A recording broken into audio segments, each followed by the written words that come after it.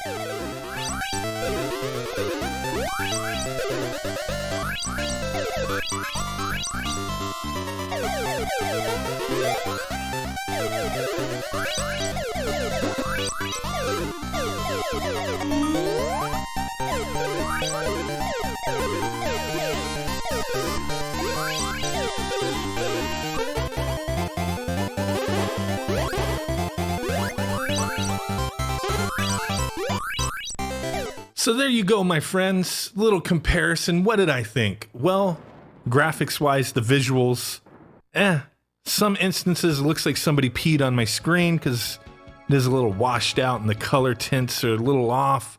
I mean, quite a bit off in some regards. The blacks are wrong, like I've stated in the Genesis video. But for some people, here's the deal. For some people, that kind of stuff's not going to matter as much. It's going to boil down to convenience. And on the Sega Genesis, take a look at that video if you like. I will put a link in the description for the review and comparisons using this cable on the Sega. You know, the Sega CD 32X and Sega Genesis Model 2. For that, there's a convenience factor for some people, and they could set aside the problems with the cable. But for the PC Engine, to me, or the TurboGrafx, either way you go, there's too much of an investment to have your system compatible with this cable.